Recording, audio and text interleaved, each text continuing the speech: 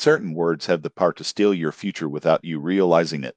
They sound common, harmless, almost imperceptible in everyday life, but it is precisely this apparent innocence that makes them dangerous. Frequently repeated, they act as invisible locks, locking doors that could open to opportunities. Even before entering any battle for the life you want, you may have already betrayed yourself with phrases that gradually undermine your ability to act. A person's strength or weakness are not in the muscles, money, or connections they have. They reside in the words they choose to pronounce. Each word is like a seed. If you plant a grain of weed, it chokes everything around. If you leave the soil empty, it fills with the bush. Similarly, everything you say, even without intention, leaves marks. These marks become habits, and habits, in turn, shape their destination. Many people discard this with a shrug. It's just words.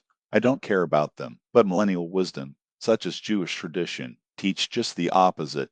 It is the words said without awareness that have the greatest power of transformation. You can silence a pain, but if you verbalize, I can't take it anymore, this phrase becomes a weight. It may dream of prosperity, but if it murmurs, I am not capable of, these words cut their wings more than any material difficulty. Stop and reflect. How many times in recent weeks have you said to yourself, it's late, I will never get, or I will try? They look like insignificant details, like small stones thrown into a river. At first, water flows normally, but over time these stones accumulate and form a barrier. The current stops moving on. So, without realizing it, you build a prison with your own words. The great mistake is to believe that life steals us opportunities, that it is the fault of circumstances, crises, or other people. In fact, we are ourselves who, day after day, deliver our future into seemingly harmless phrases that come out of our mouth. There is an ancient story about a merchant known for an expression that repeated without stopping, I have nothing. Even when his store was full of goods and his pocket full of coins, he insisted, I have nothing. In the beginning, people were strange.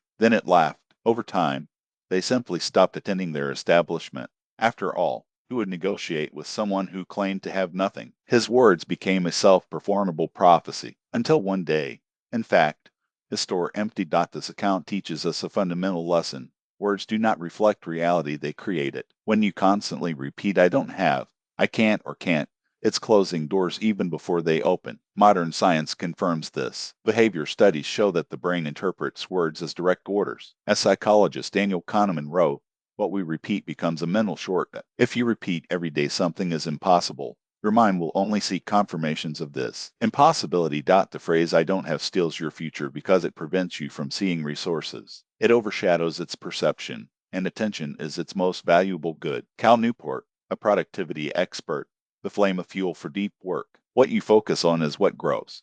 Imagine a garden. If every day you water seeds from I can't, won't work, what will be born? Weeds. But if it watered statements like I am capable of, I will get, even in difficult times, you will find support where you least expect it. This truth seems simple, but that's where most stumble. We are so used to complaining that we do not realize each complaint is a seed, and seeds do not choose whether they will germinate or not, they always sprout. I know the story of a brilliant young man who dreamed of being a doctor. He was intelligent, dedicated, but he had a habit.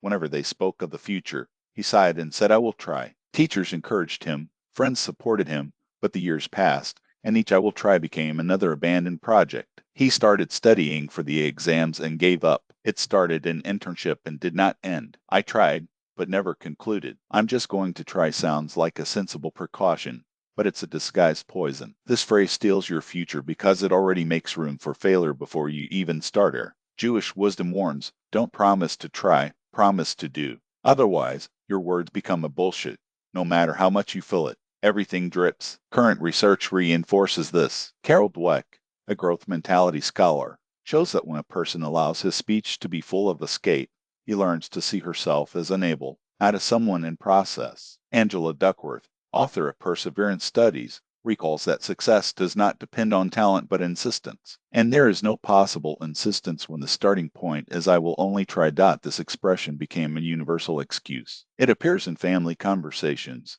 at work, personal plans, but each time it is said, it erodes a little of its strength and replaces it with a shadow of doubt. How many projects in your life have stopped exactly at this point? How many dreams were not born because you were content to try instead of committing to doing? These words steal their future because fate favors those who declare, I will do, even if it takes, even if there are mistakes. The way is already outlined. In a small town, He lived a tailor named Isaac, master in his craft, but who repeated without stopping, "I'm not lucky." When a request was delayed, he sighed, "Fate is against me." If the line broke or the scissors challenged, shaking my head, "It always gives me bad luck." Over time, this phrase became its trademark. Customers arrived at their workshop already hoping to hear lamentations. They left not only with the ready-made clothes, but also with an extra burden on the back, carried by the words of the tailor. Your business began to wane. "I'm not lucky" is a phrase that steals your future because it takes responsibility from you. It transforms the person into the spectator of his own life,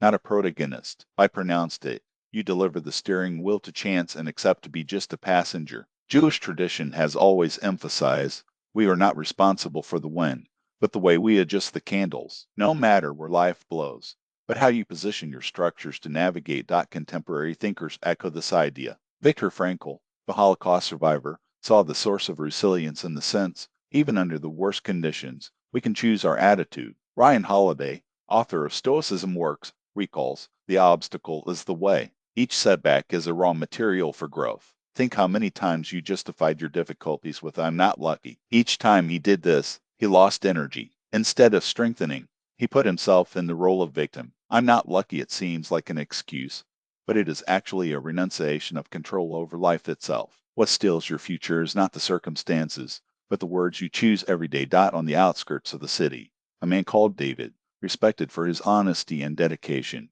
but with a worrying custom for any proposal.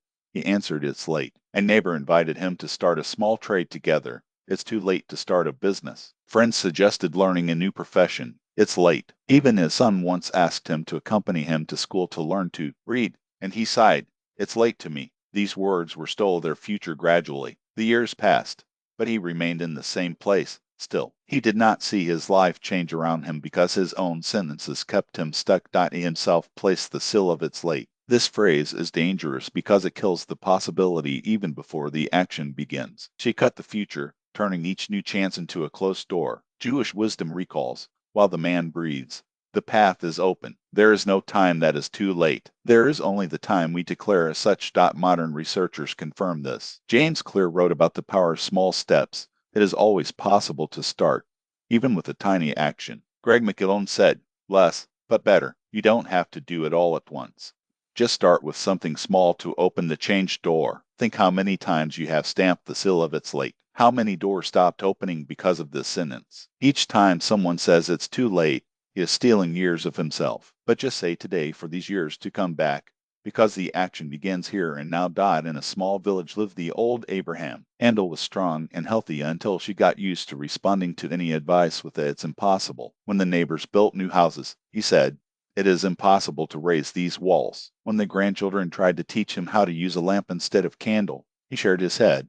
"It is impossible for me." The years passed, and he was in the shadow of his own impossible. His house remained dark, his business paralyzed, and he became the symbol of refusal. People stopped calling him to help and even avoided him because they knew their words brought cold. The phrase "is impossible" steals fate because it takes the strength from trying. It puts a limit where there is no limit, transforms the future into a wall instead of a road. Jewish wisdom teaches, the world was created by words. The word "impossible" destroys the world you could build. Modern thinkers echo this truth. Nassim Taleb talked about unpredictability.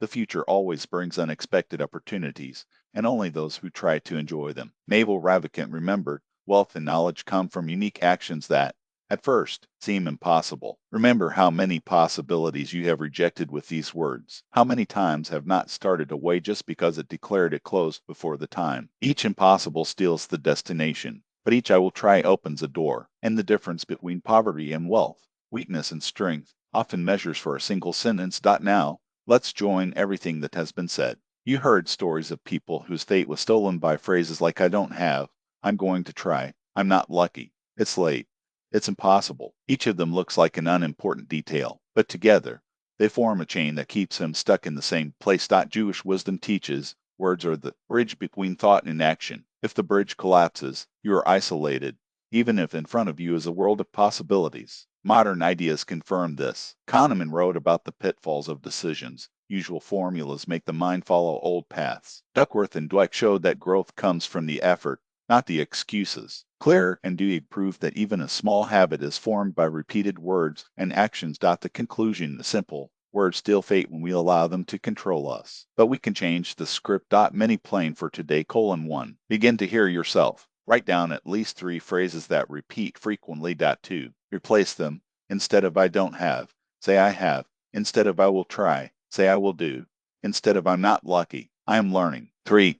Pronounce the new sentence aloud and do a small action that proves it. Let it be a step, but it will become the proof of your new destination. These simple actions take less than an hour, but change the direction of a lifetime. Because fate is not stolen by crises, enemies, or poverty. Destiny is stolen by the words you allow yourself to repeat every day. They sound softly, but it is in the stillness that their power is hidden. Jewish wisdom has been repeated for centuries. The word creates worlds. The word destroys worlds. Choose which worlds you will build. Modern thinkers say the same. Frankl, remember, the meaning is what makes the man resistant, even in the worst circumstances. McKeown talked about doing less, but better. Sometimes just remove a word for life to gain new direction. Such Bidshahar show that gratitude expresses in words changes not only humor, but fate. Remember, you are not weak. You just forgot the power of discipline and meaning. And every word you choose can return it. Say yourself today, I can. I will do. I have. May this be your beginning. Write in the comments, what word do you decide to eliminate from your life right now? This will be your first step towards a new destination.